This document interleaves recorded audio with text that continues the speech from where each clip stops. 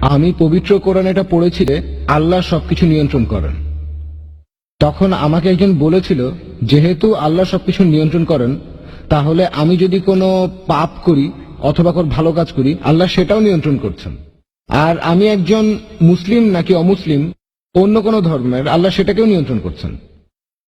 আমি যুক্তিটাতে ঠিক পুরোপুরি সন্তুষ্ট না, তবে এই সম্পর্কে আপনার মন্তব্যটা চাই। ভাই প্রশ্ন করলেন যে আপনার এক বন্ধু প্রশ্ন করেছেন যে কোরআন বলছে ওয়াল্লাহু আলা কুল্লি শাইইন কাদির, এর অর্থ আল্লাহ সবকিছুর উপর প্রভুত্ব করেন, সবকিছুর উপরে প্রভুত্ব করেন। এখন কেউ যদি ভুল করে বলে তিনি সবকিছু নিয়ন্ত্রণ করেন, সে যদি মুসলিম হয়, এখানে আল্লাহ সবকিছুর উপরে প্রভুত্ব করেন, প্রশ্নটা কি আপনার? নিয়ন্ত্রণ মানে কথাটা ঠিক বুঝতে পারছি না। তবে মুসলিম হয়ে থাকলে বলি আল্লাহ প্রভুত্ব করেন, হ্যাঁ কথাটা ঠিক। কেউ ভুল করে ভাববে তার ক্ষমা করার ক্ষমতা আছে, হ্যাঁ সেটাও আছে। কোন অমুসলিম হয়তো ভাববে সবকিছুর উপরে আল্লাহর ক্ষমতা আছে, হ্যাঁ আছে। আল্লাহর ক্ষমা করার ক্ষমতা আছে কিনা জানতে চাচ্ছেন? মানে আমি বলতে চাচ্ছি, আল্লাহ তাআলাই তো আমাদের ভাগ্য লিখেছেন। আপনি ভুল উদ্ধৃতি দিয়েছেন। ভেবেছিলাম আপনি এটা নিয়ে কথা বলছেন। যেটা বলছেন সেটা তাকদীর, অদৃষ্ট, যে আল্লাহ সুবহানাহু ওয়া তাআলা আমাদের অদৃষ্ট লেখেন আর সবকিছু অদৃষ্ট অনুযায়ী ঘটে। আপনি যে আয়াতের উদ্ধৃতি দিয়েছিলেন সেটা ঠিক না। আল্লাহ নির্দিষ্ট করে দেন। আর বেশিরভাগ ধর্মই হোক, সেটা হিন্দুইজম, ইসলাম, আমরা মানি অদৃষ্ট বলে একটা জিনিস আছে, সবকিছু অদৃষ্ট মেনেই হয়। এখন প্রশ্ন হলো, যদি এটা আমার অদৃষ্টে লেখা থাকে যে আমি চুরি করব, আর চুরি করলাম, কাকে দোষ দেব? আল্লাহ। আল্লাহ অদৃষ্টে লিখেছেন আমি চুরি করব, সেজন্য চুরি করেছি, কাকে দোষ দেব? আল্লাহকে। নিজেকে দোষ দেবো কেন? যদি আমার অদৃষ্টে লেখা থাকে যে আমি মানুষ খুন করব, যদি অদৃষ্টে লেখা থাকে আর খুন করি, কাকে দোষ দেব? আল্লাহকে দোষ দেব। যদি আমার অদৃষ্টে লেখা থাকে আমি অমুসলিম হব, অমুসলিম হলাম, কাকে দোষ দেব? আল্লাহকে। তাহলে আমি দোজখে যাব কেন? ভাই আমরা কদর অর্থাৎ অদৃষ্টে বিশ্বাস করব, কিন্তু মানুষ এটাকে বুঝতে ভুল করে যে এই অদৃষ্ট কি। আর যেমন ধরেন, একটা উদাহরণ দিচ্ছি, ধরেন একটা ক্লাস, সেখানে 100 জন ছাত্র আছে, আর বছরের শেষ দিকে ফাইনাল পরীক্ষার আগে টিচার বললেন তুমি হবে ফার্স্ট ক্লাস ফার্স্ট, তুমি পাবে সেকেন্ড ক্লাস, আর তুমি ফেল করবে।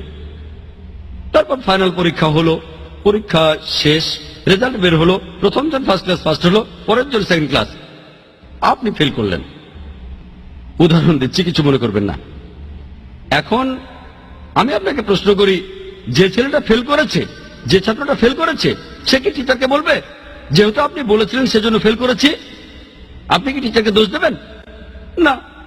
যেহেতু টিচার 1 বছর পড়িয়েছেন, তিনি জানেন যে এই ছাত্রটা খুব মনোযোগী, ঠিকমতো পড়াশোনা করলে সে ফার্স্ট ক্লাস ফার্স্ট হবে, সেকেন্ড ক্লাস এটা ফাঁকিবাজ, ঠিকমতো লেখাপড়া করে না, ফেল করবে। টিচার অনুমান করেছিলেন বলেই কি তাকে দোষ দেবেন? না।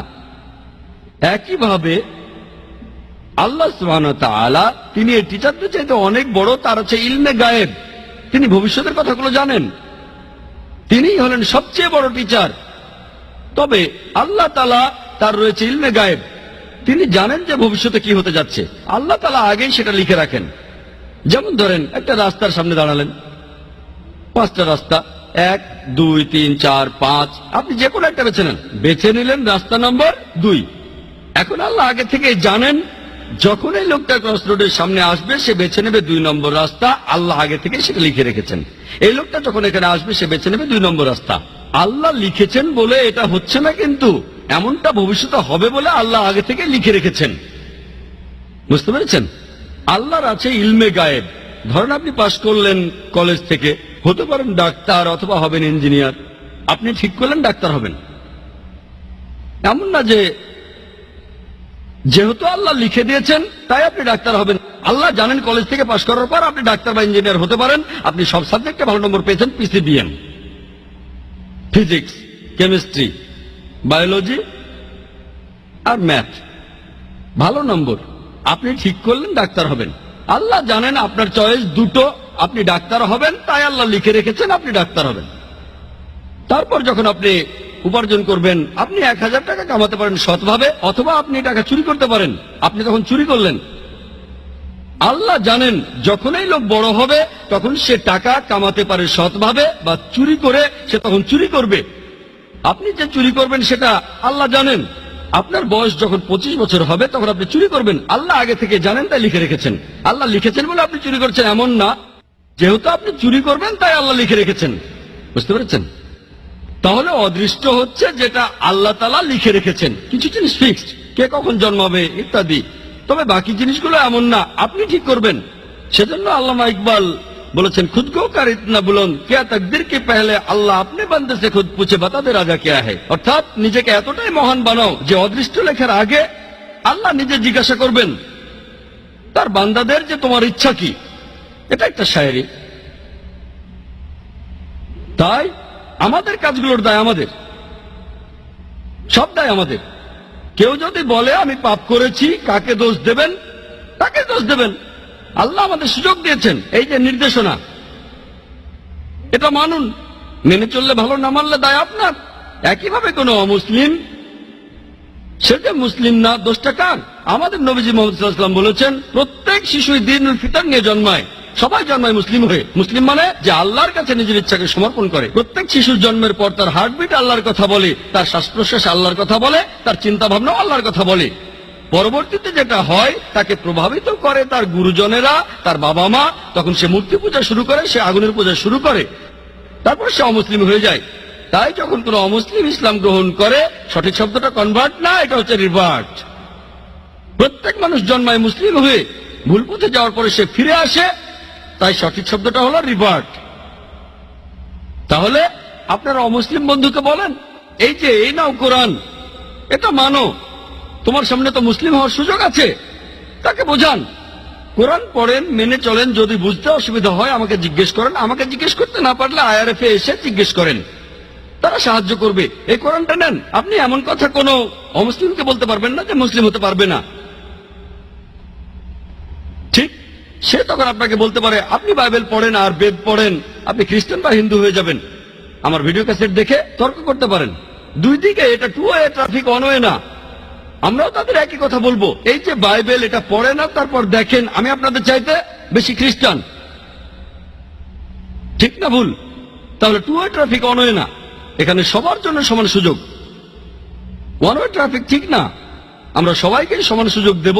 আল্লাহ আমাদের ব্রেন দিয়েছেন, আমাদের বুদ্ধি দিয়েছেন। আমরা মানুষরা যে অনেক উন্নত, কারণটা এই না যে আমরা অনেক হ্যান্ডসাম। আমাদের ব্রেনটা ব্যবহার করতে হবে সত্যের পথে আসার জন্য। আপনারা অমুসলিম বন্ধুকে বলেন, হ্যাঁ আল্লাহ আমাদের সবাইকেই সুযোগ দিয়েছেন, আমরা বেঁচে নিতে পারবো। তবে আল্লাহ আগে থেকেই যে এই লোক কোরআন পড়ার পরে মুসলিম হবে কিনা, প্রথম জন, দ্বিতীয় জন, এখন আল্লাহ জানেন প্রথম জন মুসলিম হবে, দ্বিতীয় জন হবে না। আমি বা আপনি জানি না, আমি শুধু উদাহরণ দিলাম। আমি আসলে জানি না প্রথম লোকটা মুসলিম হবে নাকি দ্বিতীয় লোকটা, দুজনে হবে নাকি কেউ হবে না। আমি শুধু উদাহরণ দিলাম। যদি মুসলিম হয় সেটা তার তকদিরে হবে।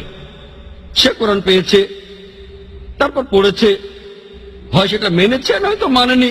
কোরআন বলছে যে কিয়ামতের দিন যারা এই সত্য ধর্মকে ত্যাগ করেছে তাদের কেউ কথা বলবে না, ও আল্লাহ আপনি অবিচার করছেন। তারা শুধু বলবে আমাদের মাফ করুন। আল্লাহ বলবেন দেরি হয়ে গেছে, দেরি করেছ। আল্লাহ তাআলা বলেছেন যেসব লোকজনকে দোজখে পাঠানো হবে তারা কেউ বলবে না যে আল্লাহ তাআলা অবিচার করছেন। সবকিছু একেবারে তাদের সামনেই থাকবে। এখন আমরা ভিডিওতে আগের জিনিস দেখতে পারি, আল্লাহ কিভাবে করবেন সেটা জানি না। আল্লাহ বলেছেন তোমাদের শরীর তোমাদের বিরুদ্ধে সাক্ষ্য দেবে, তোমাদের চোখ তোমাদের বিরুদ্ধে সাক্ষ্য দেবে। তাই সেখানে অন্য কারো প্রয়োজন নেই। আপনি নিজেই বুঝতে পারবেন আপনার ভুলগুলো কি কি ছিল। যখন আল্লাহর কাছে বলবেন আমাকে মাফ করেন, আল্লাহ বলবেন দেরি হয়ে গেছে। সুযোগটা পাচ্ছেন এই পৃথিবীতে, এত ভুল করার পরও আল্লাহ আপনাকে সুযোগ দিচ্ছেন। ভুল করছেন, আবার সুযোগ দিচ্ছে আল্লাহ। এই জীবনের পরে পরকালে হিসাব কিতাব, শেষ বিচারের দিন। আপনার কাজের উপর নির্ভর করে আপনার বিচার করা হবে। কাজের উপর নির্ভর করে আপনি যাবেন বেহেশত বা দোজখে। আশা করি উত্তরটা পেয়েছেন।